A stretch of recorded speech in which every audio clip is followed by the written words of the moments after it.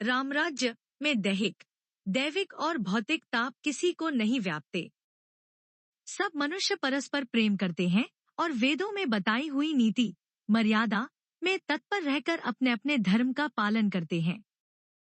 धर्म अपने चारों चरणों सत्य, शौच, दया और दान से जगत में परिपूर्ण हो रहा है। स्वप्न में भी कहीं पाप नहीं है।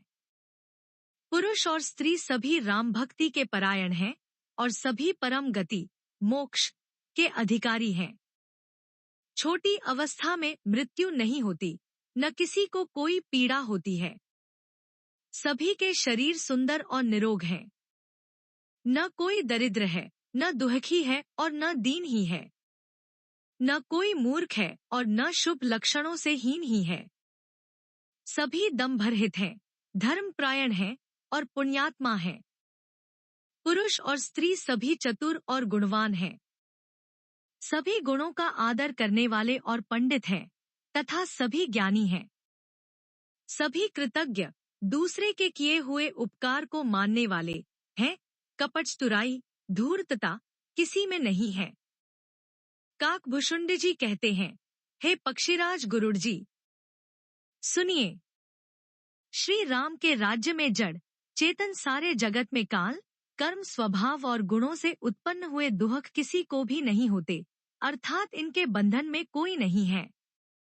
अयोध्या में श्री रघुनाथ जी 7 समुद्रों की मेखला करधनी वाली पृथ्वी के एकमात्र राजा हैं, जिनके एक एक रोम में अनेकों ब्रह्मांड हैं। उनके लिए 7 द्वीपों की यह प्रभुता कुछ अधिक नहीं है, बल्कि प्रभु की उस महिमा को समझ लेने पर तो यह कहने में कि वे 7 समुद्रों से घिरी हुई सप्तद्वीपमय पृथ्वी के एकच्छत्र सम्राट हैं, उनकी बड़ी हीनता होती है। परंतु हे गरुड़ जी, जिन्होंने वह महिमा जान भी ली है, वे भी फिर इस लीला में बड़ा प्रेम मानते हैं, क्योंकि उस महिमा को भी जानने का फल यह लीला, इस लीला का अनुभव ही है।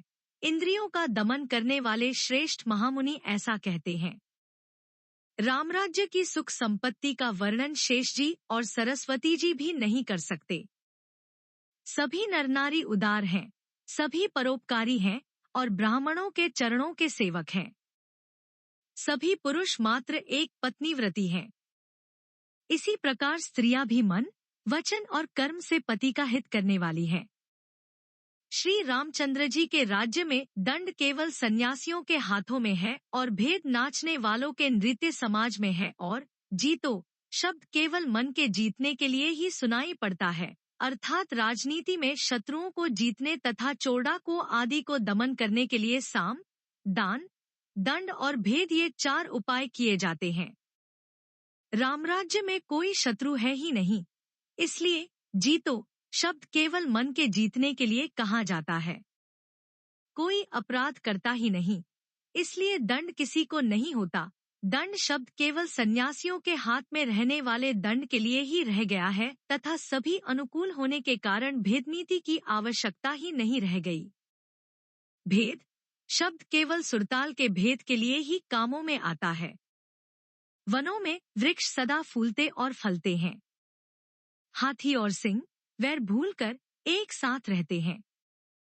पक्षी और पशु सभी ने स्वाभाविक वैर भुलाकर आपस में प्रेम बढ़ा लिया है। पक्षी कूजते, मीठी बोली बोलते हैं, भांति भांति के पशुओं के समूह वन में निर्भय विचरते और आनंद करते हैं। शीतल, मंद, सुगंधित पवन चलता रहता है। भौरे पुष्पों का रस लेकर चलते हुए गुंजार करते जाते हैं। बेले और वृक्ष मांगने से ही मधु, मकरंद, टपका देते हैं। गाय मनचाहा दूध देती है। धरती सदा खेती से भरी रहती है। त्रेता में सत्ययुग की करनी स्थिति हो गई। समस्त जगत के आत्मा भगवान को जगत का राजा जानकर पर्वतों ने अनेक प्रकार की मणियों की खानें प्रकट कर दी। सब नदियां श्रेष्ठ, शीतल, निर्मल और सुखप्रद स्वादिष्ट जल बहाने लगी। समुद्र अपनी मर्यादा में रहते हैं। वे लहरों द्वारा किनारों पर रत्न डाल देते हैं, जिन्हें मनुष्य पा जाते हैं। सब तालाब कमलों से परिपूर्ण हैं। 10 दिशाओं के विभाग अर्थात सभी प्रदेश अत्यंत प्रसन्न है। श्री रामचंद्र जी के राज्य में चंद्रमा अपनी अमृतमयी किरणों से पृथ्वी को पूर्ण कर देते हैं। सूर्य उतना ही तपते हैं जितने की आवश्यकता होती है और मेघ मांगने से जब जहां जितना चाहिए उतना ही जल देते हैं। प्रभु श्री राम जी ने करोड़ों अश्वमेध यज्ञ किए और ब्राह्मणों को अनेकों दान दिए। श्री रामचंद्र जी वेदमार्ग के पालने वाले, धर्म की धुरी को धारण करने वाले, प्रकृतिजन्य सत्व, रज और तम तीनों गुणों से अतीत और भोगों, ऐश्वर्य में इंद्र के समान है। शोभा की खान, सुशील और विनम्र सीता जी सदा पति के अनुकूल रहती हैं। वे कृपा सागर श्री राम जी की प्रभुता, महिमा को जानती हैं और मन लगाकर उनके चरण कमलों की सेवा करती हैं। यद्यपि घर में बहुत से अपार दास और दासियां हैं और वे सभी सेवा की विधि में कुशल हैं, तथापि स्वामी की सेवा का महत्व जानने वाली श्री सीता जी घर की सब सेवा अपने ही हाथों से करती हैं और श्री रामचंद्र जी की आज्ञा का अनुसरण करती हैं। कृपा सागर श्री रामचंद्र जी जिस प्रकार से सुख मानते हैं, श्री जी वही करती हैं, क्योंकि वे सेवा की विधि को जानने वाली हैं। घर में कौशल्या आदि सभी सासुओं की सीता जी सेवा करती हैं, उन्हें किसी बात का अभिमान और मद नहीं है। शिवजी कहते हैं, हे उमा जगत जननी रमा, सीता जी ब्रह्मा आदि देवताओं से वंदित और सदा अनिंदित, सर्वगुण संपन्न हैं। देवता जिनका कृपाकटाक्ष चाहते हैं, परंतु वे उनकी ओर देखती भी नहीं, वे ही लक्ष्मी जी, जानकी जी अपने महामहिम स्वभाव को छोड़कर श्री रामचंद्र जी के चरणारविंद में प्रीति करती हैं। सब भाई अनुकूल रहकर उनकी सेवा करते हैं। श्री राम जी के चरणों में उनकी अत्यंत अधिक प्रीति है।